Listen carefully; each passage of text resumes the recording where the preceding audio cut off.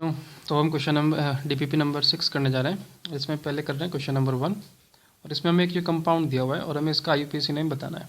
ठीक है, क्या आपको इस कंपाउंड में दिख रहा है कि फंक्शनल ग्रुप क्या है? तो फंक्शनल ग्रुप बच्चों एस्टर है। फंक्शनल ग्रुप क्या है? एस्टर। सीओ के बगल में ओ है और ओ से कौन जुड़ा हुआ है? कार्बन जुड़ा हुआ है, तो क्या हो जाएगा? एस्टर हो जाएगा। ठीक है, एस्टर में बच्चों हम सबसे पहले किसका नाम लिखते हैं? सबसे पहले जो ऑक्सीजन से जुड़ा हुआ ग्रुप होता है उसका नाम सबसे पहले लिखा जाता है। और ऑक्सीजन से इसमें कौन जुड़ा हुआ है? इथाइल जुड़ा हुआ है, तो इसके नाम में सबसे पहले हम लोग क्या लिखेंगे? इथाइल लिखेंगे। ठीक है, उसके बाद क्या होगा? मेन चेन इधर जा रही है 1 2 3 4 और ये क्या है? ये साइड चेन है, इसका नाम क्या हो जाएगा? 2 इथाइल। ठीक है, और मेन चेन में कितने कार्बन है? 4, तो इसका नाम क्या हो जाएगा? ब्यूटेनोएट। ठीक है, क्या आपको याद आया? नाम कैसे लिखते थे? पहले ऑक्सीजन से जुड़े हुए पार्ट का नाम लिखना है और फिर इधर वाले का पार्ट किस फॉर्म में लिखते हैं? एल्केनोइड के फॉर्म में। ठीक है, क्या ऐसा कोई ऑप्शन है? ऐसा डी ऑप्शन हमें दिख रहा है।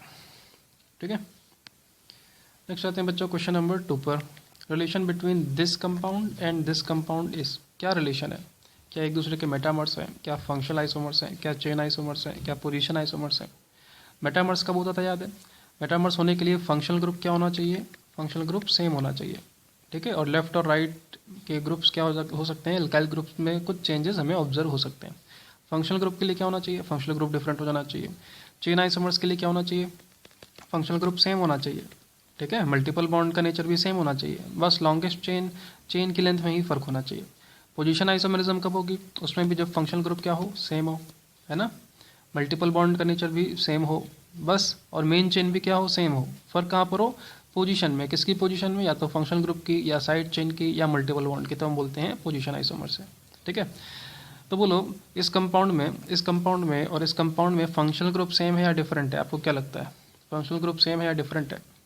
तो बच्चा आपको बोलना चाहिए डिफरेंट है। क्यों? क्योंकि इसमें आपको देखो पता नहीं ठीक से दिख रहा है कि नहीं दिख रहा है, लेकिन ये एक्चुअली अमाइड है। ये एक्चुअली क्या है? अमाइड है। सी ओ के बगल में जब एन आता है तो वो क्या बन जाता है? अमाइड बन जाता है।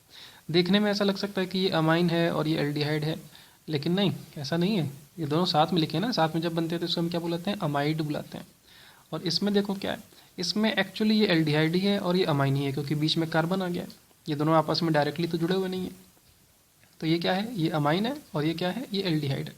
ठीक है, तो बोलो इन दोनों में फंक्शनल ग्रुप सेम है या डिफरेंट है? तो हम बोलेंगे डिफरेंट है। और फंक्शनल ग्रुप बच्चों डिफरेंट है तो तुरंत आप चले जाएंगे किस पर? फंक्शनल ग्रुप आइसोमर्स में चले जाएंगे। तो इसका आंसर क्या हो जाएगा? बी हो जाएगा। नेक्स्ट है बच्चों क्वेश्चन नंबर 3। क्वेश्चन नंबर 3 है, which of the following compound after complete hydrogenation, हम क्या करा देंगे? कंप्लीट हाइड्रोजनेशन करा देंगे, तो क्या बनाएगा वो? Will form 3 monochloro structural isomers. पहले हम पूरी तरह से हाइड्रोजनेशन करा दें, फिर क्लोरीनेशन कराएं, और क्लोरीनेशन कराने पर वो क्या बना रहा होगा? 3 मोनोक्लोरो स्ट्रक्चरल आइसोमर्स बना रहा होगा। ठीक है, तो पहले तो ए ऑप्शन है। ए ऑप्शन में बच्चों हाइड्रोजनेशन कराओगे तो क्या मिलेगा? तो इसमें आपको याद दिला दूं मैं, नॉर्मल कंडीशन में ये रिएक्शन नहीं होती है। नॉर्मल कंडीशन में बेंजीन हाइड्रोजनेशन रिएक्शन नहीं जाता है, वो बहुत ज़्यादा स्टेबल है। तो हमें क्या करना पड़ता है? प्रेशर और टेम्परेचर बढ़ाना पड़ता है। प्रेशर टेम्परेचर बढ़ाएंगे तब ये हाइड्रोजनेशन जाएगा, और तब ये क्या बनाएगा? साइक्लोहेक्सेन बना लेगा। ठीक है, और जब ये साइक्लोहेक्सेन बनाएगा तब हम इसका क्लोरीनेशन कराएंगे। भाई मोनोक्लोरो प्रोडक्ट्स कब मिलेंगे? जब क्लोरीनेशन कराओगे तभी तो मिलेगा। और जब इसका क्लोरीनेशन कराएंगे तो देखो मोनोक्लोरो का मतलब कितने क्लोरीन आ सकते हैं? एक ही क्लोरीन आ सकता है। और अगर एक ही क्लोरीन आ सकता है तो इसमें एक ही प्रोडक्ट पॉसिबल है। भाई एक ही क्लोरीन आएगा तो कहीं भी लगाओ यही तो आपको नज़र आएगा, है ना, क्लोरोसाइक्लोहेक्सेन। एक ही प्रोडक्ट पॉसिबल है, तो ये हमारा आंसर नहीं हो पाएगा। बी ऑप्शन देखते हैं। बी ऑप्शन में जब आप हाइड्रोजनेशन कराएंगे तो क्या मिलेगा? CH3 CH CH3 CH CH3, इस कार्बन को और इस कार्बन को हाइड्रोजन मिल जाएगा, CH3। ठीक है, अब हम इसका क्लोरीनेशन कराने जा रहे हैं। क्लोरीनेशन कराने के लिए क्या लाते थे? Cl2H लाते थे जनरली। ठीक है, तो इसमें क्लोरीनेशन बोलो कहाँ कहाँ पॉसिबल है? क्या लगता है? तो देखो ये वाला कार्बन और ये वाला कार्बन तो सेम है, और ये वाला कार्बन और ये वाला कार्बन भी सेम है, और ये वाला कार्बन और ये वाला कार्बन भी सेम ही है। ठीक है, तो इसमें मुझे लग रहा है दो ही प्रोडक्ट पॉसिबल है, दो ही पॉसिबल है, CH3 CH, मान लो यहाँ पर एक क्लोरीन आ गया, CH2Cl, मोनोक्लोरो करना है ना, तो एक ही जगह लगाना है। एक पॉसिबिलिटी ये है। अब मैंने यहाँ पे क्लोरीन लगाया है, ठीक है, यहाँ पर क्लोरीन लगाता तो भी सेम ही होता, और यहाँ पर लगाया है तो यहाँ वाला भी हो गया कवर, यहाँ वाला भी हो गया कवर। बोलो भाई ये चारों ग्रुप कैसे हैं? ये चारों ग्रुप बिल्कुल, जो यहाँ पर CH3 था वो भी सेम ही था, ये चारों तो सेम ही थे, तो इन चारों में से कहीं भी लगाओगे एक ही चीज़ काउंट होगी। दूसरी क्या पॉसिबिलिटी हो सकती है? दूसरी पॉसिबिलिटी हो सकती है ये वाली, इधर के H की जगह क्लोरीन आ जाए, यहाँ पर क्लोरीन आ जाए, ठीक है।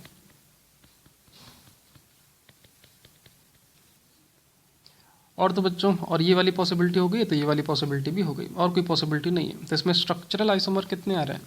इसमें स्ट्रक्चरल आइसोमर तो बच्चों 2 ही आ रहे हैं, ठीक है। अगर हमसे स्टीरियो की बात करता तब क्या करते? बोलो स्टीरियो की बात करता तो बोलो इसको 1 काउंट करते या 2 काउंट करते? अगर स्टीरियो की बात होती तो, अगर स्टीरियो की बात होती तो आपको इसे बच्चों 2 काउंट करना चाहिए था। क्यों? क्योंकि क्या ये कायरल सेंटर बन चुका है, देख लो ध्यान से, ये क्या बन चुका है? कायरल सेंटर बन चुका है, और ये कायरल सेंटर है तो एक नाव के कितने हो जाएंगे? 2 हो जाएंगे, ठीक है। ऐसे ही इसमें बोलो इसको कितने काउंट करते अगर स्टीरियो चल रही होती तो इसमें बच्चों कहीं कायरल सेंटर नहीं है, और अगर कायरल सेंटर नहीं है तो हम इसको कितना काउंट करेंगे? 1 ही काउंट करेंगे। तो अगर हम स्टीरियो आइसोमरिज्म काउंट करते तो आंसर कितना आ रहा होता? 3 आ रहा होता, और अगर स्टीरियो को काउंट नहीं कर रहे हैं तो आंसर कितना आ रहा है? 2 ही आ रहा है, एक कंपाउंड ये, एक कंपाउंड ये, ठीक है। तो बी भी हमारा आंसर नहीं होने वाला। फिर हम चलते हैं सी ऑप्शन में, और सी ऑप्शन में देखते हैं तो ऐसी डिज़ाइन बनी हुई है।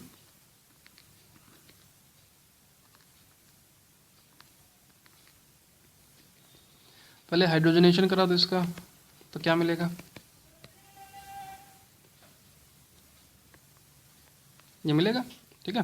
और इसमें हमें क्या कराना है? क्लोरीनेशन और मोनोक्लोरीनेशन कराना है। तो मोनोक्लोरीनेशन कराने के लिए देखो ये वाली पोजीशन, ये वाली पोजीशन, ये वाली पोजीशन, ये वाली पोजीशन, ये सभी पोजीशन कैसी हैं बच्चों? आइडेंटिकल है। और ये वाली पोजीशन, ये वाली पोजीशन, ये वाली पोजीशन, ये वाली पोजीशन भी कैसे? आइडेंटिकल है। तो टोटल कितने हमें प्रोडक्ट्स मिलेंगे? 2 ही मिल सकते हैं, या तो इस वाली पोजीशन को यूज़ कर लो या फिर इस वाली पोजीशन को यूज़ कर लो, ठीक है। तो 2 मिलेंगे, तो ये भी आंसर नहीं हो पाएगा। फिर करते हैं ऑप्शन नंबर डी की बात, और ऑप्शन नंबर डी में, ऑप्शन नंबर डी का जब आप हाइड्रोजनेशन कराएंगे तो आपको क्या मिलेगा? मिलेगा CH3 CH2 CH CH2 CH3, ठीक है, और CH2 CH3। अब इसमें बोलो कहाँ कहाँ पर हाइड्रोजनेशन, कहाँ कहाँ पर मोनोक्लोरिनेशन हो सकता है? ये वाली लोकेशन, और ये वाली लोकेशन, और ये वाली लोकेशन। बोलो सेम है या डिफरेंट है? ये तीनों बच्चों सेम है, ठीक है। तो ये एक लोकेशन हो गई, एक ये लोकेशन, एक ये लोकेशन, एक ये लोकेशन, ये तीनों दूसरी तरह की लोकेशन हो गई, और एक ये लोकेशन हो गई। इसके पास कितने लोकेशन से करने की? 3 है ना। 3 मोनोक्लोरो स्ट्रक्चरल आइसोमर मिल जाएंगे, हमारा आंसर डी हो जाएगा। नेक्स्ट है बच्चों क्वेश्चन नंबर 4। इसका नाम बोलो क्या है? इसका नाम है बेंजीन सल्फोनिक एसिड, ठीक है। और किससे रिएक्शन कराइए? NaHCO3 से रिएक्शन कराइए, और सी के ऊपर इन्होंने स्टार बनाया हुआ है, सी के ऊपर स्टार बना हुआ है, और हमें बी और सी मिल रहा है। और कह रहा है रिलीज्ड गैस सी इज, सी एक गैस है, सी एक गैस है, और वो गैस कौन सी होने वाली है, ठीक है। तो हम लोगों ने बच्चों GOC में पढ़ा था सोडियम बाइकार्बोनेट टेस्ट, क्या आपको याद है? Sodium bicarbonate test. और इसमें हम क्या पढ़ते हैं कि अगर कोई एसिड ऐसा है, अगर कोई एसिड ऐसा है जो NaHCO3 से स्ट्रांग है तो क्या होगा? स्ट्रांग एसिड H+ देता है और वीक एसिड H+ लेता है, तो H+ दे देगा, और जब ये H+ ले लेगा तो HCO3 माइनस क्या बन जाएगा? वो बन जाएगा H2CO3, और उधर क्या बन जाएगा? A minus. और H2CO3 बच्चों डिकम्पोज हो जाता है किस में? H2O में और CO2 में, ठीक है। H2CO3 लिखो या H2O CO2 लिखो, बात बराबर ही मानी जाती है, ठीक है।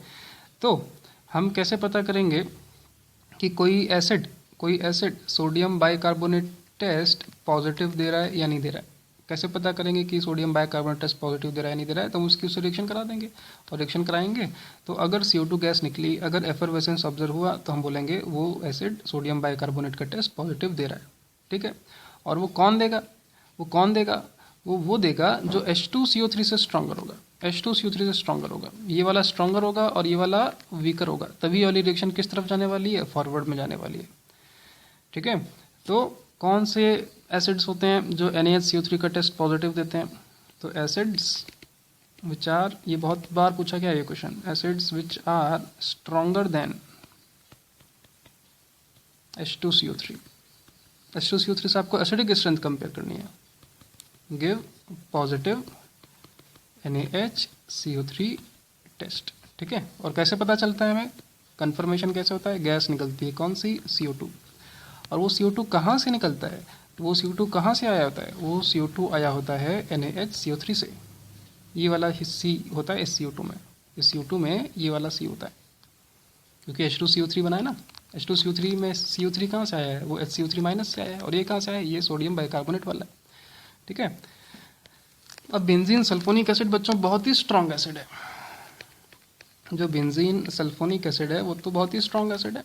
सल्फोनिक एसिड तो सबसे स्ट्रॉन्गेस्ट एसिड्स होते हैं। तो अब इसकी रिएक्शन जब हम कराएंगे HCO3 माइनस से, जिसमें H के ऊपर क्या बनाया है क्वेश्चन में, H के ऊपर स्टार बनाया है, तो क्या रिएक्शन हो जाएगी, ये H प्लस देगा और ये H प्लस लेगा, तो क्या बनेगा, इधर वो H प्लस दे देगा तो आएगा SO3 माइनस, और इस माइनस को कौन बैलेंस कर देगा, Na प्लस, और इधर क्या बनेगा H2CO3 और कार्बन के ऊपर स्टार है, और इससे कौन सी गैस निकलेगी, CO2, और कार्बन के ऊपर स्टार मेंटेन रहेगा। कार्बन को एक तरह से ट्रेस कर लिया गया है, तो हमारा आंसर क्या होगा बच्चों, डी ऑप्शन हो जाएगा। ठीक है, NaHCO3 से अगर पॉजिटिव टेस्ट होता है तो गैस कौन सी निकलने वाली है, CO2 गैस ही निकलती है। नेक्स्ट है बच्चों question number 5, how many lone pairs of electrons are there in given compound, कितने लोन पेयर हैं, तो ये बहुत ही आसान क्वेश्चन हो जाएगा। बोलो सल्फर के पास कितने लोन पेयर हैं, 2 लोन पेयर हैं।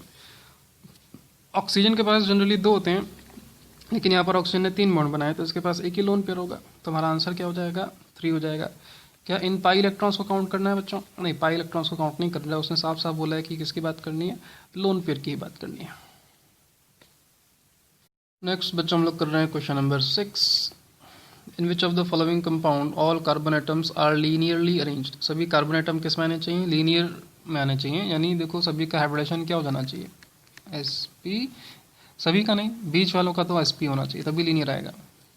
अब जैसे ये देखो ये sp2 है, ठीक है, और ये sp है, तो कैसा अरेंजमेंट होगा, फर्स्ट ऑप्शन का हम बनाते हैं, ये ऑप्शन में क्या बनेगा, कार्बन है, ये ऐसे चला जाएगा 120 पर, और ये भी 120 पर आ जाएगा।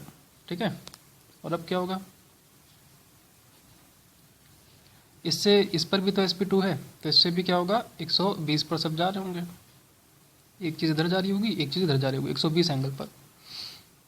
एक हाइड्रोजन है और बचा हुआ क्या है, एक कार्बन है, और इस वाले कार्बन पर sp हाइब्रिडेशन है, sp हाइब्रिडेशन पे लीनियर आता है, तो ये ऐसा बन जाएगा। ठीक है, क्या इसमें तीनों कार्बन एक लाइन में आ रहे हैं बच्चों, नहीं, तो ये आंसर नहीं होगा। बी में क्या है, बी में है CH, देखो ये तो sp वाला है तो ये लीनियर आ जाएगा। ठीक है, sp वाले लीनियर आ जाएंगे। फिर CH2 है, और ये तो बच्चों कैसा हो गया, ये तो टेट्राहेड्रल हो गया, कार्बन ने 4 बॉन्ड बना लिए ना अलग अलग, sp3 हाइब्रिडेशन है, तो ये तो टेट्राहेड्रल हो गया, तो बॉन्ड एंगल कितना रहा होगा, ये वाला 109 डिग्री 28 मिनट आ रहा होगा। फिर इधर आ जाएगा कार्बन ठीक है, तो इसमें भी लीनियर नहीं है, चारों कार्बन लीनियर नहीं है। सी ऑप्शन देखें तो सी ऑप्शन में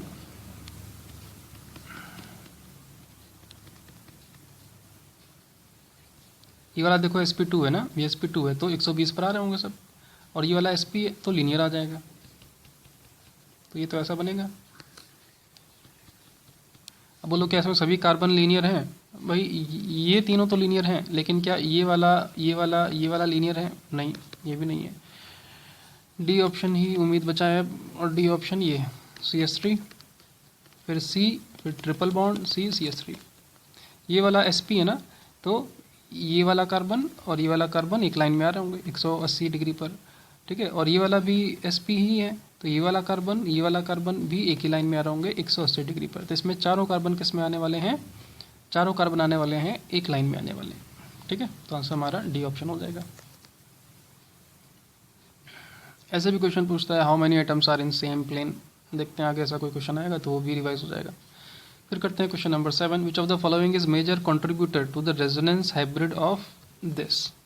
इसका रेजोनेंस हाइब्रिड हमें सोचना है। ये है क्या, CH3COO ठीक है। कैसे बच्चों रेजोनेंस है, हाँ है, ये देखो ये लोन पेयर है, तो ये इस तरह से जा सकते हैं, लोन पेयर पाई बन जाएंगे और ये पाई क्या बन जाएंगे, लोन पेयर बन जाएंगे। क्या मिलेगा हमें, CH3CO माइनस और डबल बॉन्ड OCH3 और ऊपर क्या जाएगा, प्लस चार्ज।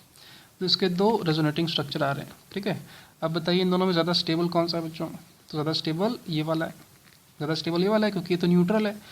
और 2 वाले में क्या दिख रहे हैं, 2 वाले में भी देखो हमें प्लस और माइनस चार्जेस दिख रहे हैं, है ना। चार्जेस आने से अनस्टेबिलिटी आती है, तो फर्स्ट वाला स्टेबल ज़्यादा है।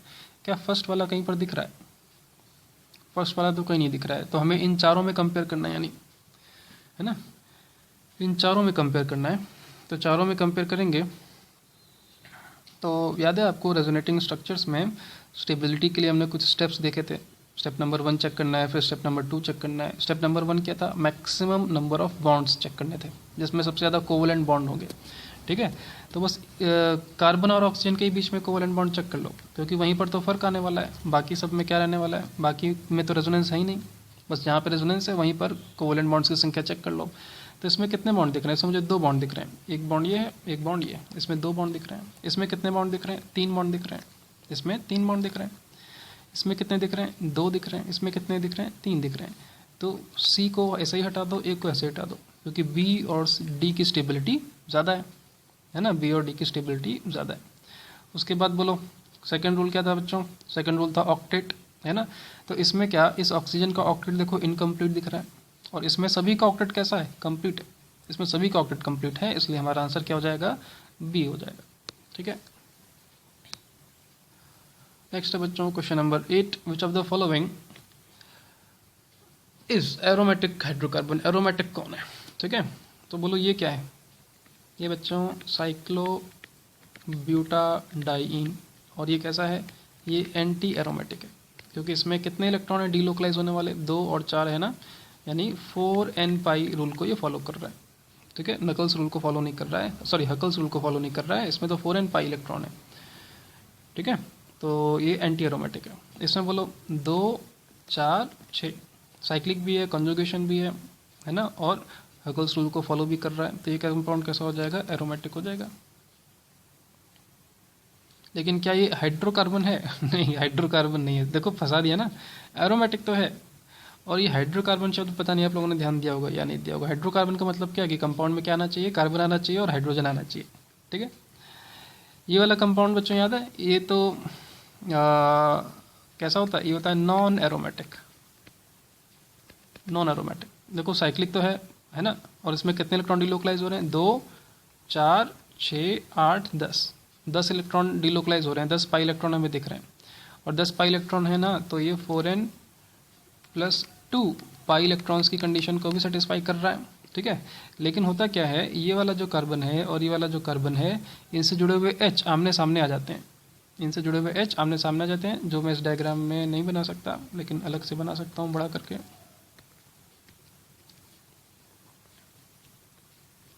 यहाँ से जो H आ रहा है और यहाँ से जो H आ रहा है, वो एक दूसरे पे क्या लगा देते हैं, रिपल्शन।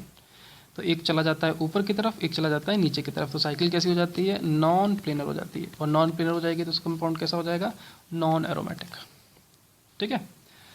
डी ऑप्शन बच्चों बोलो, डी ऑप्शन में कोई दिक्कत नहीं है। क्या है, इसमें कितने इलेक्ट्रॉन हैं, 2 4 6 8 10 12 14 16 18 18 क्या 4n + 2 में जा रहा है, 4n + 2 में जा रहा है क्या, 4n + 2 पाई इलेक्ट्रॉन वाले रूल में, हाँ जा रहा है, और बाकी सारी कंडीशन सेटिस्फाई हो रही हैं, तो हमारा आंसर क्या हो जाएगा, डी ऑप्शन हो जाएगा। नेक्स्ट बच्चों question number 9, which of the following carbocation is most unstable. सबसे ज़्यादा अनस्टेबल कौन सा है, ठीक है। तो ए ऑप्शन हमने देख लिया, ए ऑप्शन में अल्फा एच कितने 0 है, ठीक है। क्या ये अल्फा एच काउंट करोगे, अल्फा एच याद है क्या होता है, कार्बोकैटायन जिस कार्बन पर प्लस चार्जेस के बगल वाले कार्बन से जुड़े हुए एच, जबकि वो कार्बन पर हाइब्रिडाइजेशन कैसा हो, sp3 हो, ठीक है। क्या लेकिन ये वाला H बच्चों हाइपर कंजुगेशन में पार्टिसिपेट कर पाएगा, नहीं, ये नहीं कर पाएगा। क्यों नहीं कर पाएगा?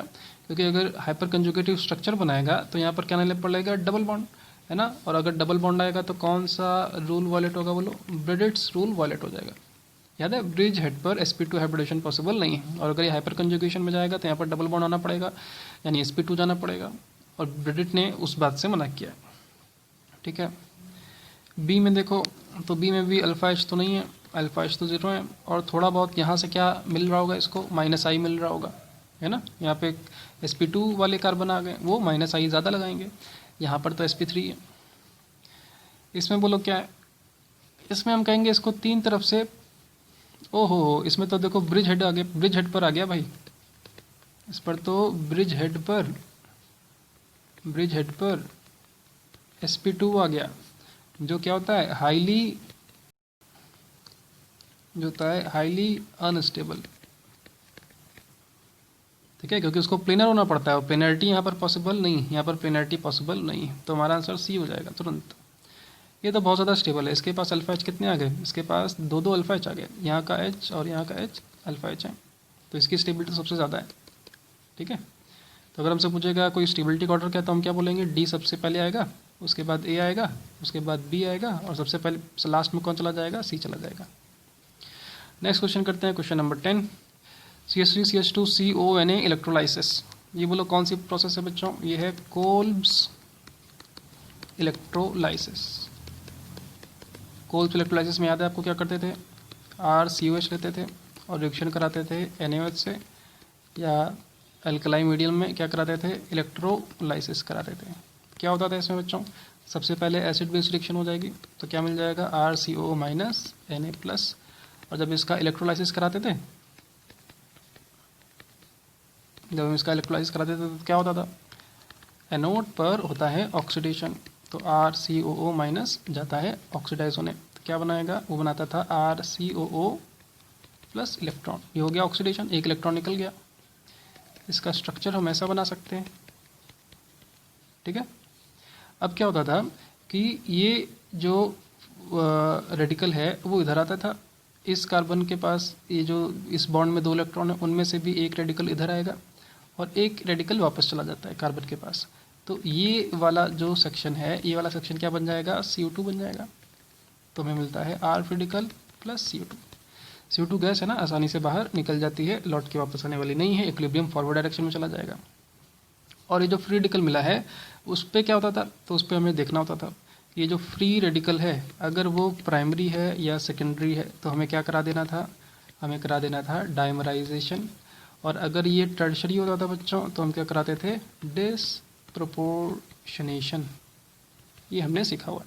ठीक है, यानी पूरा फोकस कहाँ पर जाएगा, पूरा फोकस जाएगा R रेडिकल पर, और R रेडिकल पर जाएगा तो R रेडिकल तो हमें क्वेश्चन में तुरंत दिखने लगेगा, भाई CO2 तो निकल जाने वाला है, तो इस R पर नज़र रखो, और ये वाला R अगर प्राइमरी है सेकेंडरी है तो डाइमराइजेशन करा दो, है ना, और अगर टर्शरी है तो क्या करा दोगे, डिसप्रोपोर्शनेशन करा दोगे। तो यहाँ पर बोलो R क्या है, यहाँ पर R बच्चों ये है, क्या ये प्राइमरी हो जाएगा, है ना, और अगर प्राइमरी तो क्या कर जाएगा, डाइमराइज कर जाएगा, डाइमराइज कर दिया जाएगा तो क्या आंसर हो जाएगा, C आंसर हो जाएगा। ठीक है,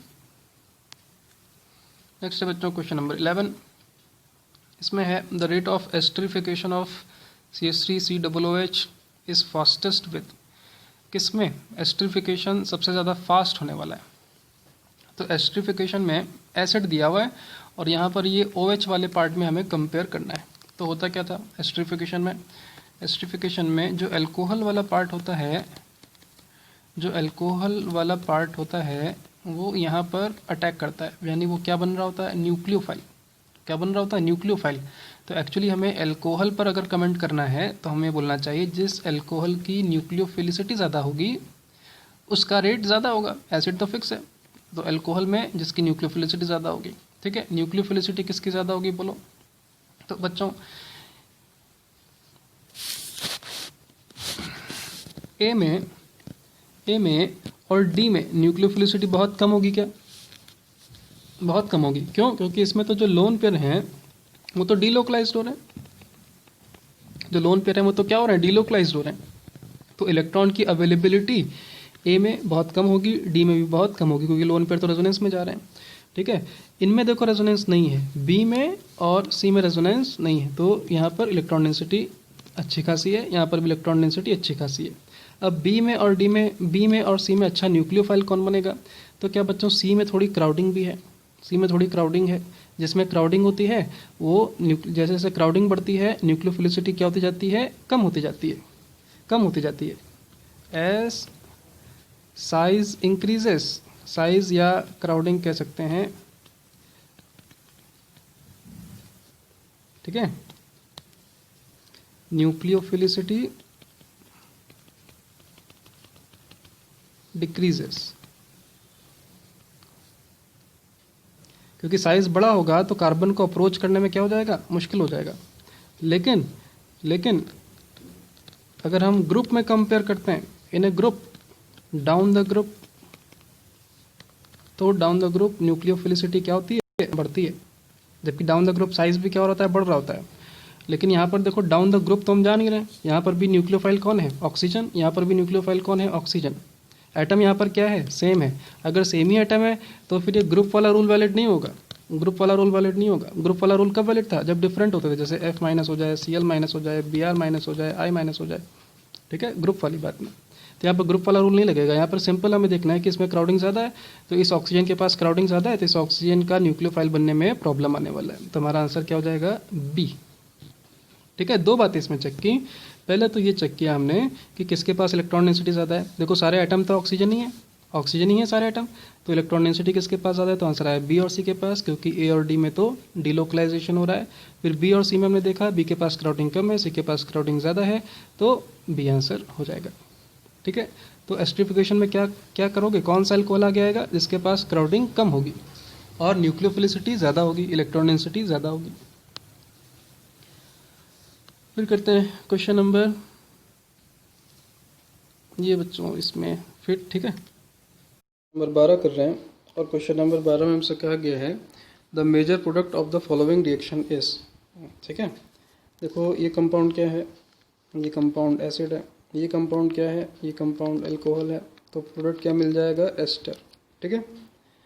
अब बच्चों इसमें क्या होता है, इसका शॉर्टकट क्या होता है कि एसिड का हम OH हटा देते हैं और अल्कोहल का H हटा देते हैं, ठीक है। तो क्या मिल जाएगा हमें? C, इधर से Me आ जाएगा, इधर से H आ जाएगा। देखो एक्चुअली नीचे बनाया हुआ है, इसका OH और इसका H हटा देंगे तो ये मिल जाएगा ना, ठीक है।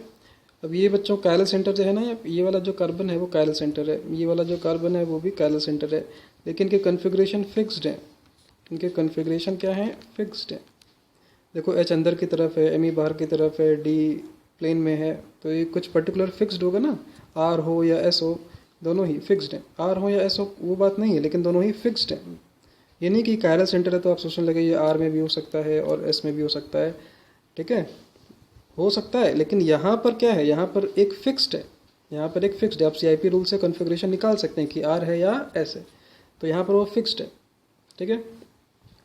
तो क्या मिलेगा? आंसर क्या है? ए सिंगल स्टीरियोआइसोमर, बिल्कुल सही बात है। ये कंपाउंड कितने हैं? एक हैं या एक से ज़्यादा हैं? एक है या एक से ज़्यादा है? तो ये एक ही है, क्योंकि ये वाला बच्चों फिक्स्ड है, ये वाला भी फिक्स्ड है। ये वाला फिक्स क्यों है? क्योंकि यहाँ पर भी फिक्स था और ये यहाँ पर भी क्या था? फिक्स था। और इन दोनों ने तो रिएक्शन में पार्टिसिपेट किया नहीं है, रिएक्शन में तो इधर का सेक्शन ने पार्टिसिपेट किया है। तो ये जो भी था फिक्स था, फिक्स रहा, ये भी जो भी था फिक्स था, फिक्स रहा। तो प्रोडक्ट हमें एक ही मिलेगा, ठीक है। नेक्स्ट है बच्चों क्वेश्चन नंबर 13। और क्वेश्चन नंबर 13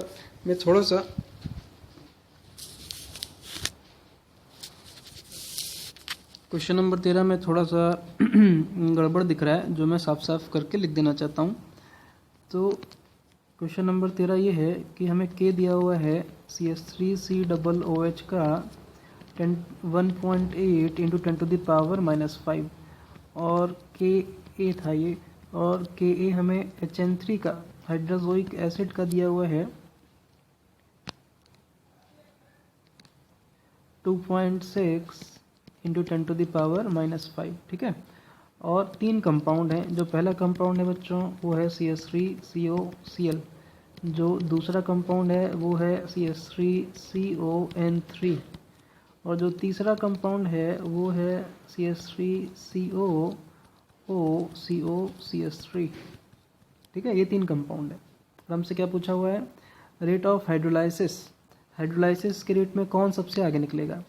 तो बोलो हाइड्रोलाइसिस में क्या होता है? हाइड्रोलाइसिस में वाटर आता है, ठीक है, और यहाँ पर अटैक करेगा और इलेक्ट्रॉन इधर जाएंगे और ये लीविंग ग्रुप क्या चला जाएगा, बाहर चला जाएगा। ठीक है, तो इधर से कौन बाहर जाने वाला है, Cl-, इधर से कौन बाहर जाने वाला है, N3-, और इधर से कौन बाहर जाने वाला है, एसीटेट आयन।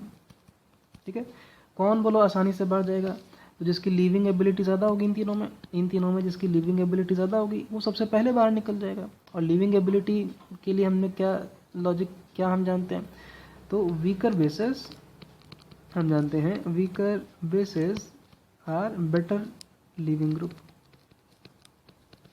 कौन होगा बेस्ट लिविंग ग्रुप, जो सबसे वीक बेस होगा। ठीक है, अब इन तीनों की एसिडिक स्ट्रेंथ हम जानते हैं, एसिडिक स्ट्रेंथ में सबसे आगे कौन आएगा, HCl। फिर इसका जो कंजुगेट एसिड होगा और इसका जो कंजुगेट एसिड होगा उसमें स्ट्रॉन्गर कौन है, इन दोनों में स्ट्रॉन्गर एसिड कौन है, आपको क्या लगता है, तो ये है भाई स्ट्रॉन्गर एसिड, है ना, क्योंकि इसका Ka इसके Ka से ज़्यादा है। तो फिर कौन आएगा, HN3 आएगा और फिर कौन आएगा, एसिटिक एसिड आएगा। ये इनका एसिडिक स्ट्रेंथ का ऑर्डर है। तो बेसिक स्ट्रेंथ का ऑर्डर क्या हो जाएगा इनके कंजुगेट बेस के लिए, तो Cl- सबसे वीक हो जाएगा, फिर N3- हो जाएगा और फिर एसिटेट आयन हो जाएगा। ठीक है, तो सबसे पुअर बेस कौन हुआ, ये।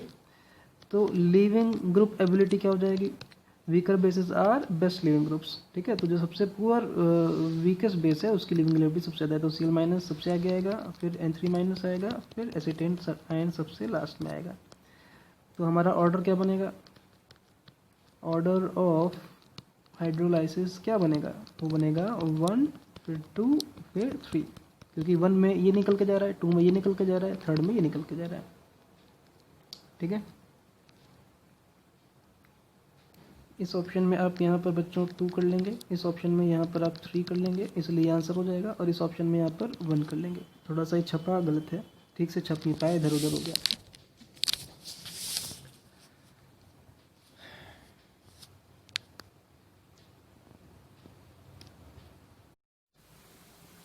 नेक्स्ट बच्चों हम लोग कर रहे हैं क्वेश्चन नंबर 14, और इसमें देखो ये एक एस्टर दिया हुआ है, ये एक एस्टर है और उसकी रिएक्शन हम NaOH से करा रहे हैं।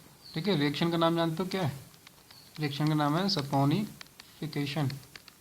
बेसिक मीडियम में हाइड्रोलाइसिस कराते हैं। ठीक है, और उसमें शॉर्टकट क्या था कि ये वाला बॉन्ड टूट जाएगा, ये वाला बॉन्ड टूट जाएगा, इसको मिल जाएगा H और इसको मिल जाएगा OH।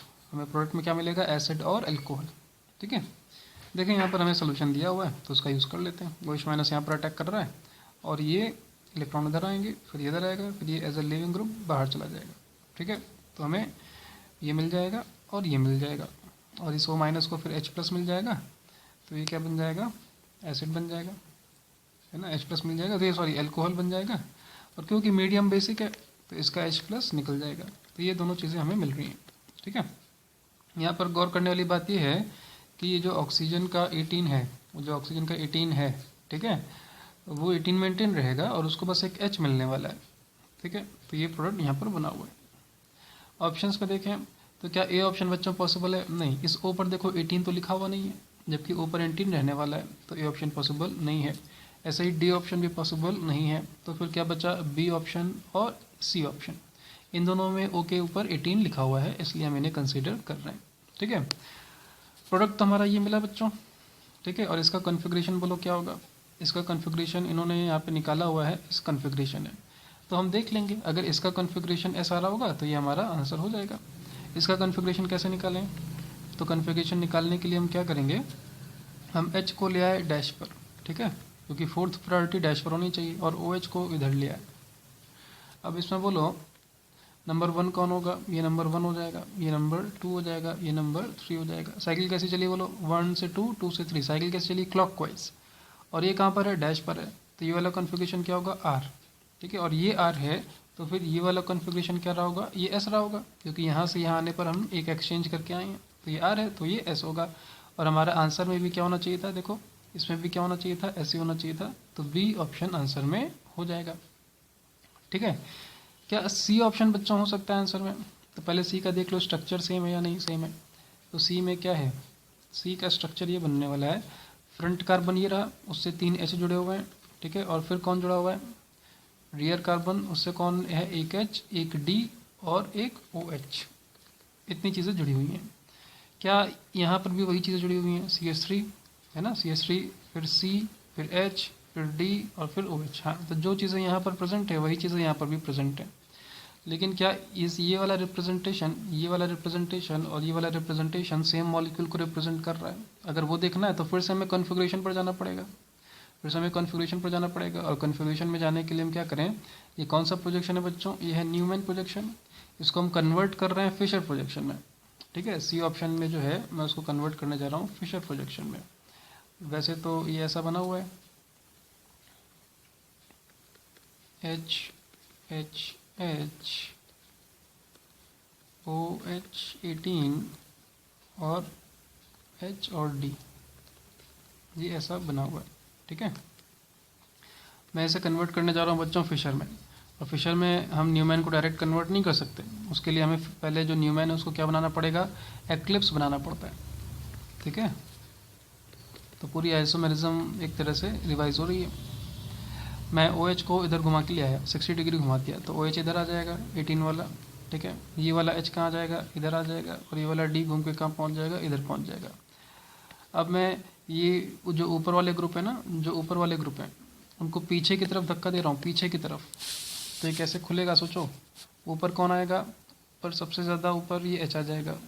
फिर ये फ्रंट कार्बन जो है, फ्रंट कार्बन में इधर भी H है, इधर भी H है, और उसके नीचे कौन आएगा, रियर कार्बन। रियर कार्बन से राइट साइड कौन जुड़ा हुआ दिख रहा है, H, लेफ्ट साइड कौन जुड़ा हुआ दिख रहा है, D, और सबसे नीचे आपको कौन दिखाई देगा, OH18, ये आपको नीचे दिखाई देगा। ठीक है, यहाँ पर तो कुछ करने की ज़रूरत है नहीं देखो, क्योंकि ये तो कायरल है नहीं, तो इसको हम क्या लिख देते हैं, सिंपल CH3 लिख देते हैं। और ये रहा H, और ये रहा D, और ये रहा OH18। ठीक है, न्यूमैन से हम कहाँ पर आ गए, फिशर पर आ गए। अब अगर हम देखें कि इसमें कौन सा कॉन्फ़िगरेशन आ रहा है यहाँ पर, तो ये नंबर 1 ले जाएगा, ये नंबर 2 ले जाएगा, ये नंबर 3 ले जाएगा, ये नंबर 4 ले जाएगा। 1 से 2, 2 से 3 जा रहे हैं। साइकिल कैसी चली, एंटी क्लॉकवाइज। लेकिन फोर्थ ग्रुप कहाँ है, हॉरिजॉन्टल पर, तो ये वाला कार्बन का कॉन्फ़िगरेशन क्या निकला, R। ठीक है, जबकि इस कार्बन का कॉन्फ़िगरेशन क्या निकलना चाहिए था बच्चों, क्या निकलना चाहिए था, S निकलना चाहिए था। इसलिए हमारा C ऑप्शन आंसर में नहीं हो पाएगा। ठीक है, लेकिन ध्यान देना, अगर ये OH इधर होता, अगर ये OH इधर होता, ठीक है, और ये वाला H इधर होता, तो फिर ये भी आंसर हो जाता, क्योंकि तब ये भी क्या बन जाता, S कॉन्फ़िगरेशन इसका भी आ रहा होता। तो भयानक आइसोमेरिज्म इसमें चेक हो गई आपकी। फिर बच्चों हम लोग क्वेश्चन नंबर 15 देखने जा रहे हैं। इसमें कहा है which of the following reaction will not take place, कौन सी रिएक्शन नहीं हो पाने वाली है। ठीक है, इसमें अगर आप देखें तो सभी जो कंपाउंड्स हैं वो कैसे हैं दिख रहे हैं, जो सभी कंपाउंड्स हैं वो एसिड डेरिवेटिव्स हैं। ठीक है, और एसिड डेरिवेटिव्स हैं, और एसिड डेरिवेटिव्स जो हैं वो मेनली कौन सी रिएक्शन जाते हैं आपको पता है क्या, जो एसिड डेरिवेटिव्स होते हैं उनमें यहाँ पर बच्चों लिविंग ग्रुप लगा होता है, और इधर से न्यूक्लियोफाइल आता है। ठीक है, और ये न्यूक्लियोफाइल इस कार्बन पर अटैक करता है, इलेक्ट्रॉन्स ऊपर जाते हैं, फिर नीचे आते हैं, और फिर लिविंग ग्रुप को बाहर निकाल देते हैं। तो हमें क्या मिल जाता है, RCONU plus Lg minus. Basic reaction ये होती है। ठीक है, अब ये रिएक्शन कब हो पाएगी, तो उसके लिए क्या होना चाहिए, इसकी स्टेबिलिटी से ज़्यादा होनी चाहिए, तभी तो ये बाहर निकल पाएगा अपने दम पर। समझ पा रहे हैं, लिविंग ग्रुप आसानी से बाहर कब निकलेगा, जब कौन ज़्यादा स्टेबल होगा, लिविंग ग्रुप और न्यूक्लियोफाइल में ज़्यादा स्टेबल कौन होगा, लिविंग ग्रुप ज़्यादा स्टेबल होगा। तो उसके लिए जो जनरल स्टेटमेंट आता है वो ये आता है कि stronger base can replace weaker base. जो स्ट्रॉन्गर बेस है वो वीकर बेस को रिप्लेस कर देगा। ठीक है, या फिर हम स्टेबिलिटी से भी चेक कर सकते हैं, अगर आपको स्टेबिलिटी चेक करना आता है तो। स्टेबिलिटी बच्चों हम लोग कैसे चेक करते हैं, तो माइनस चार्ज की स्टेबिलिटी हम चेक करते हैं, माइनस चार्ज की स्टेबिलिटी हम चेक करते हैं। और वो कैसे चेक करते हैं, अगर पीरियड में हमें चेक करना है, पीरियड में मतलब जैसे कार्बन में, नाइट्रोजन में, ऑक्सीजन में चेक करना है, तो इलेक्ट्रोनेगेटिविटी डिसाइड करती है। और अगर ग्रुप में चेक करना है तो साइज़ डिसाइड करता है, जिसका साइज़ ज़्यादा होगा उसकी स्टेबिलिटी ज़्यादा होगी, और यहाँ पर जिसकी इलेक्ट्रोनेगेटिविटी ज़्यादा होगी उस पर माइनस चार्ज ज़्यादा होगा। साइज़ ज़्यादा होने से क्या होगा बच्चों, जो चार्ज है वो बढ़ जाएगा, डिस्पर्स हो जाएगा, उसकी स्टेबिलिटी बढ़ जाएगी। इलेक्ट्रोनेगेटिविटी ज़्यादा होने से क्या होगा, तो माइनस चार्ज ज़्यादा स्टेबलाइज फील करेगा इलेक्ट्रोनेगेटिविटी से। ठीक है, तो पहले तो आपको अगर स्टेबिलिटी कंपेयर करना है तो आप पहले देखेंगे पीरियड का क्वेश्चन है या ग्रुप का क्वेश्चन है। ठीक है, अदर फैक्टर्स जैसे रेजोनेंस वगैरह होते हैं, एरोमेटिसिटी होती है, वो भी हमें ध्यान में रखने हैं। ये बेसिक लॉजिक है। तो बोलो इसका जो ए पार्ट है, ये वाली जो रिएक्शन है, ए रिएक्शन है, वो हो पाएगी या नहीं हो पाएगी।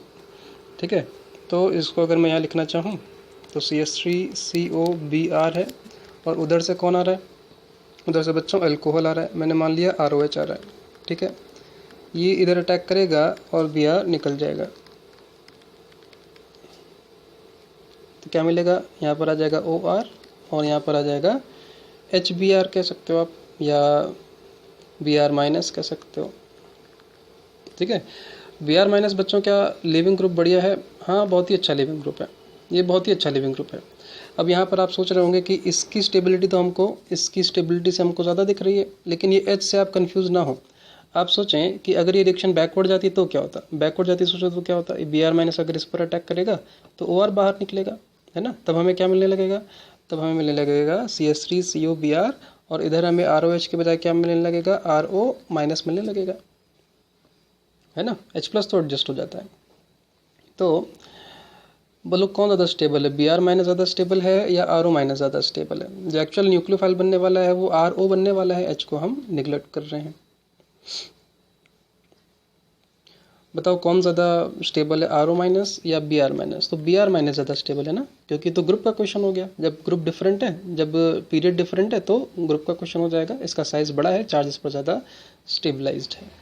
ठीक है, तो अगर ये ज़्यादा स्टेबल है तो रिएक्शन किधर जाने वाली है, फॉरवर्ड जाने वाली है, तो ये इस रिएक्शन में कोई प्रॉब्लम नहीं है। इसने क्या पूछा है, विल नॉट टेक प्लेस, कौन सी रिएक्शन नहीं होगी, तो ये वाली रिएक्शन हो जाएगी, ये वाली रिएक्शन ओके।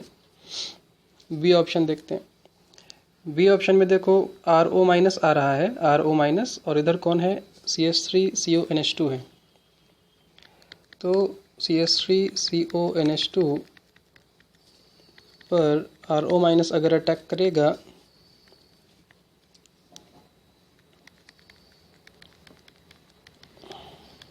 तो अगर होना होगा बच्चों तो ये होगा, OR आ जाएगा और NH2 माइनस बाहर निकल जाएगा। अब बताइए RO माइनस ज़्यादा स्टेबल है या NH2 माइनस ज़्यादा स्टेबल है, इन दोनों में ज़्यादा स्टेबल कौन है, तो मैं कहूँगा RO माइनस ज़्यादा स्टेबल है।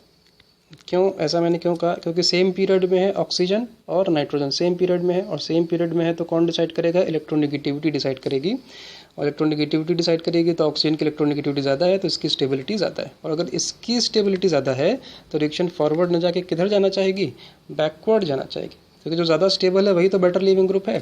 तो ये अच्छा लिविंग ग्रुप है या ये अच्छा लिविंग ग्रुप है रिलेटिवली, तो ये ज़्यादा अच्छा लिविंग ग्रुप है। ठीक है, तो बी हमारा आंसर हो जाएगा। विल नॉट टेक प्लेस बोला ना, विल नॉट टेक प्लेस, तो बी हमारा आंसर हो जाएगा, हालांकि इसने दिया नहीं हुआ है लेकिन बी हमारा आंसर है। सी में देखते हैं, तो ये क्या है बच्चों, ये तो एनहाइड्राइड है, ये है एनहाइड्राइड की रिएक्शन अमोनिया के साथ है। एनहाइड्राइड ऐसा हम लिख सकते हैं, और न्यूक्लियोफाइल कौन आ रहा है, अमोनिया। ठीक है, अब ये इधर अटैक करेगा और ये वाला सेक्शन बाहर चला जाएगा, क्या मिलेगा, CH3CONH2 प्लस CH3COO माइनस। ठीक है, अब बताओ कौन ज़्यादा स्टेबल है। अब यहाँ पर आप NH3 देख रहे हैं, लेकिन मैं कहूँगा NH3 ना देख के आप NH2 माइनस देखें। क्यों, क्योंकि जब ये रिएक्शन बैकवर्ड जाएगी, ये रिएक्शन बैकवर्ड जाएगी तो अगर ये इस पर अटैक करेगा तो बाहर निकलने वाला कौन होगा, बाहर निकलने वाला होगा NH2 माइनस होगा। ठीक है, तो बोलो कौन ज़्यादा स्टेबल है, NH2 माइनस या एसिटेट आयन। ये बहुत ज़्यादा स्टेबल है भाई, एक तो माइनस चार्ज ऑक्सीजन पर है और दूसरा इसमें क्या है, इसमें रेजोनेंस भी है, तो ये ज़्यादा स्टेबल है। प्रोडक्ट ज़्यादा स्टेबल है तो रिएक्शन किधर जाने वाली है, फॉरवर्ड जाने वाली है, तो ये रिएक्शन बहुत ही आसानी से हो जाएगी। और अगर ये रिएक्शन हो जाएगी तो हमारा आंसर नहीं है, ये ओके, ये हो जाएगी। ठीक है, ये वाला क्या था, नॉट ओके, ये वाली रिएक्शन नहीं हो रही थी।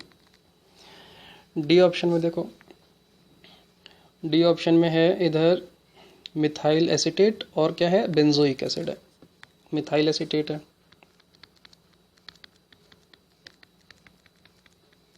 और बेंजोइक एसिड है।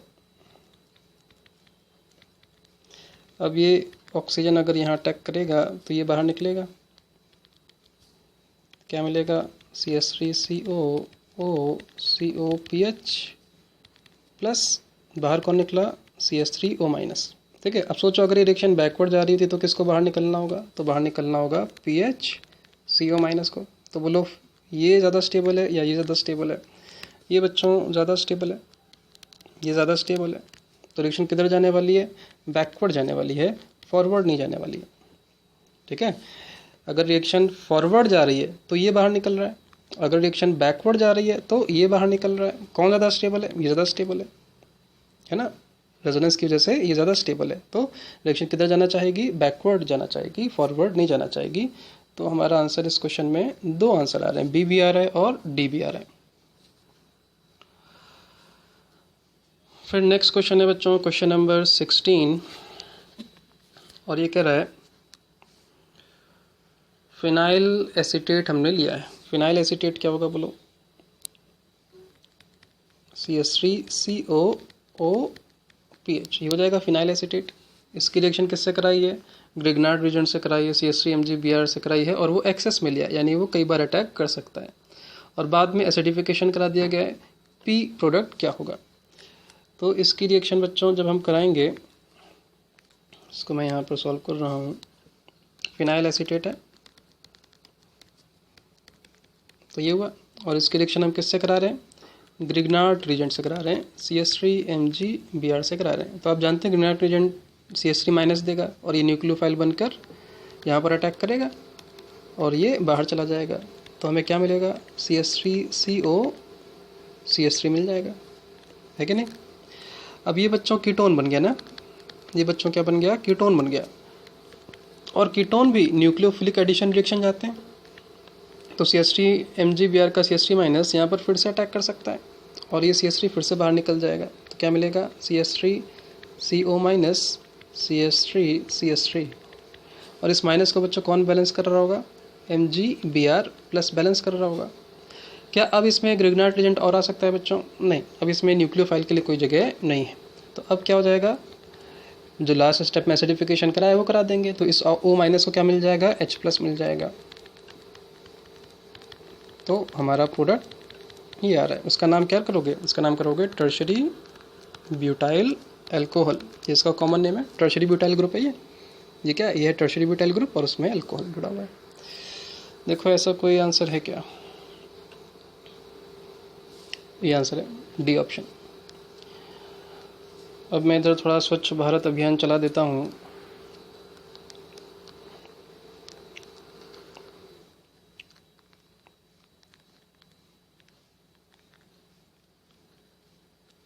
ठीक है, अब हम लोग करते हैं बच्चों क्वेश्चन नंबर अगला, जो है question number 17। Which one of the following is least reactive for hydrolysis reaction. Hydrolysis reaction करानी है, ठीक है, और ये जो भी हैं ये बच्चों ऐसे डेरिवेटिव है, ठीक है। ऐसे डेरिवेटिव्स में जैसे मैंने ऊपर आपको बताया था, हाइड्रोलाइसिस कैसे होता है, तो वाटर आता है, ठीक है, और वाटर न्यूक्लियोफाइल बन के बच्चों इस कार्बन पर अटैक करता है, इस कार्बन पर। तो इस कार्बन पर जितना ज़्यादा प्लस चार्ज होता है, इस कार्बन पर जितना ज़्यादा प्लस चार्ज होता है, रिएक्टिविटी उतनी ही ज़्यादा होती है, हाइड्रोलाइसिस की रिएक्शन भी उतनी ही ज़्यादा फास्ट होती है, ठीक है। तो आपको बस कंपेयर करना है कि किस कार्बन पर प्लस चार्ज ज़्यादा है, ठीक है। सभी ऑप्शन में प्लस चार्ज आपको कंपेयर करना है। तो बोलो सभी में फ़र्क कहाँ पर हमें दिख रहा है, काफ़ी जगह फ़र्क दिख रहा है। अब इस कार्बन पर देखो, क्या ये NO2 है, जो क्या लगा रहा होगा इधर से -M, है ना। इधर जो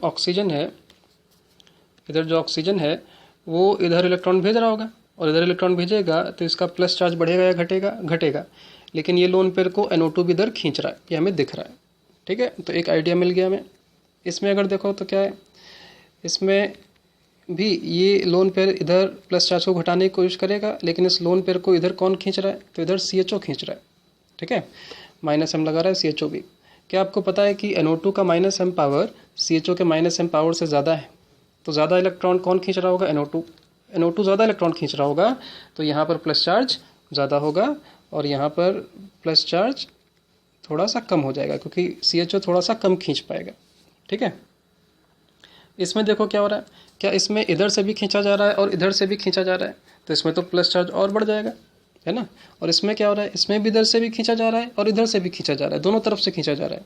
ठीक है, तो सबसे ज़्यादा प्लस चार्ज बच्चों आपको किस पे दिखाई दे रहा है, सबसे ज़्यादा प्लस चार्ज किस पर दिखाई दे रहा है, सबसे ज़्यादा प्लस चार्ज मुझे C पर दिखाई दे रहा है, क्योंकि इधर से भी NO2 खींच रहा है इलेक्ट्रॉन और इधर से भी खींच रहा है। तो अगर मैं रिएक्टिविटी ऑर्डर बताऊं तो क्या होगा, आपको बस प्लस चार्ज कंपेयर करना आना चाहिए। ठीक है, इधर देखो एक तरफ से NO2 खींच रहा है और इधर क्या हो रहा है, दोनों तरफ से NO2 खींच रहा है। दोनों तरफ से NO2 जो खींच रहा है वो सबसे ज़्यादा इलेक्ट्रॉन खींचेगा, तो सबसे आगे आएगा। फिर इसमें भी दोनों तरफ से खींच रहा है, तो फिर कौन आएगा, D आएगा। ये थोड़ा सा कम होगा क्योंकि एक तरफ CHO आ गया। उसके बाद कौन आएगा बच्चों, A, और उसके बाद कौन आएगा, B। इसमें NO2 खींच रहा था, इसमें सिर्फ CHO खींच रहा था, तो उसने लीस्ट रिएक्टिव पूछा है, तो लीस्ट रिएक्टिव हमारा आंसर क्या हो जाएगा, B ऑप्शन हो जाएगा। ठीक है, नेक्स्ट है बच्चों question number 18, acidic hydrolysis is minimum in, acidic condition में हाइड्रोलाइसिस मिनिमम किस में होगा। तो फिर से बच्चों ऊपर वाली कंडीशन देखो, ये क्या कैसे कंपाउंड है, ये ऐसे डेरिवेटिव्स हैं, तो आपको बस ये देखना है कि इस पर प्लस चार्ज ज़्यादा है या इस पर प्लस चार्ज ज़्यादा है या इस पर प्लस चार्ज ज़्यादा है या इस पर प्लस चार्ज ज़्यादा है। तो ये ग्रुप्स डिसाइड करेंगे। ये ग्रुप क्या लगाता है बच्चों, प्लस M लगाता है, ये तो इलेक्ट्रॉन ऊपर भेज रहा होगा, इलेक्ट्रॉन ऊपर भेज रहा होगा, तो प्लस चार्ज क्या हो रहा होगा, घट रहा होगा। NO2 क्या लगाता है, माइनस M लगाता है, बहुत ही स्ट्रॉन्ग माइनस M लगाता है, तो इलेक्ट्रॉन खींच रहा होगा, तो ये प्लस चार्ज को बढ़ा रहा होगा। ये NO2 भी क्या लगा रहा है, ये NO2 बच्चों इस कंडीशन पर, इस पोजीशन पर क्या लगा रहा होगा, -I लगा रहा होगा, है ना, -I लगा रहा होगा, क्योंकि -M लगाने के लिए इसे कहाँ पर होना पड़ता है, ऑर्थो और पैरा पर होना पड़ता है। तो ये भी इलेक्ट्रॉन खींच रहा होगा, लेकिन -I से खींच रहा होगा, तो बहुत कम खींच रहा होगा, और ये तो नॉर्मल है। ठीक है, तो हम रिएक्टिविटी का अगर ऑर्डर बोलें तो क्या होगा ऑर्डर इस क्वेश्चन में, सबसे ज़्यादा इलेक्ट्रॉन कौन खींच रहा था, C खींच रहा था। उसके बाद कौन खींच रहा है, उसके बाद B खींच रहा है। C खींच रहा था -M से और B खींच रहा था -I से। उसके बाद देखो A में तो कोई नहीं खींच रहा है और D में तो इलेक्ट्रॉन ऊपर उल्टा भेजे जा रहे हैं, है ना, तो प्लस चार्ज यहाँ पर सबसे ज़्यादा कम होगा। तो उसने क्या पूछा है हमसे, मिनिमम रेट किस में आने वाला है, तो आंसर क्या हो जाएगा, D हो जाएगा। फिर से बच्चों किसने डिसाइड किया, प्लस चार्ज ने। नीचे मैकेनिज्म लिखी हुई है, आप देख सकते हैं।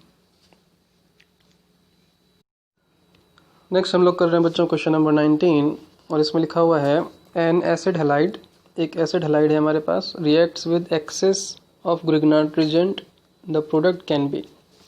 तो एसिड हैलाइड हम बना लेते हैं, मान लो RCOCl बना लिया, ठीक है, और इसकी रिएक्शन हम किससे करा रहे हैं, इसकी रिएक्शन हम करा रहे हैं एक्सेस ऑफ ग्रिग्नार्ड रिजेंट से करा रहे हैं।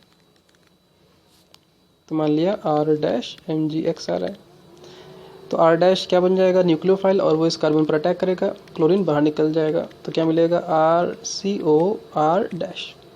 अब ये क्या बन गया, ये बन गया बच्चों कीटोन, और कीटोन भी न्यूक्लियोफिलिक एडिशन रिएक्शन जाते हैं। ये वाला स्टेप बच्चों जो था, पहला स्टेप वो क्या था, वो था SNAE, ठीक है, न्यूक्लियोफाइल आ रहा है, ऐड हो रहा है और फिर Cl जा रहा है। और अब जो ग्रिग्नार्ड रिजेंट रिएक्शन करने वाला है वो क्या करने वाला है, न्यूक्लियोफिलिक एडिशन करने वाला है, वो बस आके ऐड हो जाएगा, वो इस कार्बन पर ऐड हो जाएगा, बस ये इलेक्ट्रॉन ऊपर चले जाएंगे, तो हमें मिल जाएगा RCO-R', और इस माइनस को कौन बैलेंस कर रहा होगा, MgX का प्लस चार्ज बैलेंस कर रहा होगा। नेक्स्ट स्टेप में बच्चों हम एसिडिफिकेशन करते हैं, तो हमें मिल जाता है R1CR'OH। इस तरह का कंपाउंड अगर मिल रहा होगा तो वो हमारा आंसर हो जाएगा।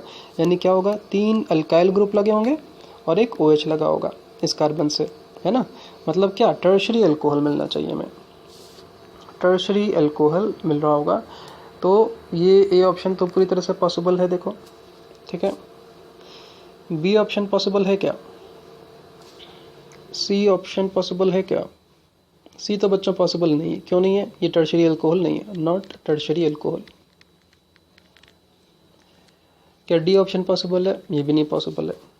क्या B ऑप्शन पॉसिबल है बच्चों, B ऑप्शन पॉसिबल है क्या, तो देखो इसमें क्या हो सकता है कि ये जो शुरुआत वाला R था वो मैंने मान लिया R1 था, ठीक है, R1 मान लिया, तो ये तो कुछ पर्टिकुलर ग्रुप है जो अंत तक रहेगा, ठीक है, और बाकी R' देखो 2 बार आया, एक बार यहाँ पर आया है और एक बार यहाँ पर आया है, R' 2 बार आया है, तो क्या होना चाहिए, कम से कम 2 ग्रुप तो आपस में सेम होने चाहिए, क्योंकि ग्रिग्नार्ड रीजेंट 2 बार आएगा, ग्रिग्नार्ड रीजेंट 2 बार आएगा तो दोनों बार तो सेम ही आर लेके आएगा, तो कम से कम 2 ग्रुप क्या होने चाहिए, सेम होने चाहिए। एक ग्रुप जो पहले था वो अलग हो सकता है, और अगर शुरुआत में भी यहाँ पर यहाँ वाला ग्रुप और ये वाला ग्रुप दोनों सेम ही हो गए तो तीनों ग्रुप सेम हो सकते हैं। जैसे कि ए ऑप्शन में तीनों ग्रुप क्या हैं, तीनों ग्रुप सेम है। कम से कम 2 ग्रुप सेम होने चाहिए, क्योंकि 2 बार ग्रिग्नार्ड रीजेंट आ रहा है। क्या इसमें कम से कम 2 ग्रुप सेम है? नहीं, तो ये बनने का कोई चांस नहीं, ऐसा केस यानी पॉसिबल नहीं। ठीक है, ये लिखा है ना, at least 2 are must be same. ये वाला IQ थोड़ा सा इसमें लगाना था। नेक्स्ट क्वेश्चन है बच्चों, क्वेश्चन नंबर 20, और इसमें हमसे पूछा गया है कि ये जो रिएक्शन है, ठीक है, ये जो रिएक्शन है वो फास्टेस्ट कब होगी। तो ये रिएक्शन क्या है बच्चों, ये रिएक्शन है SN-AE रिएक्शन है, या इसे हम SN2TH नाम से भी जानते हैं। ठीक है, और इसमें क्या हो रहा है, ये न्यूक्लियोफाइल यहाँ पर आता है, ऐड हो जाता है, फिर इलेक्ट्रॉन ऊपर नीचे करते इसको बाहर निकाल देते हैं, तो ये मिलता है। तो बोलो x क्या होना चाहिए कि ये रिएक्शन बहुत ही फास्ट हो जाए, क्या होना चाहिए x? तो I माइनस हो जाएगा, क्योंकि इन चारों में जो भी x है बच्चों, जो x है वो x क्या है, x तो लीविंग ग्रुप है ना, x क्या है, x तो लीविंग ग्रुप है, और लीविंग ग्रुप जो बेस्ट है वो कौन सा है, I माइनस सबसे बेटर लीविंग ग्रुप है, तो आंसर क्या हो जाएगा, D ऑप्शन हो जाएगा।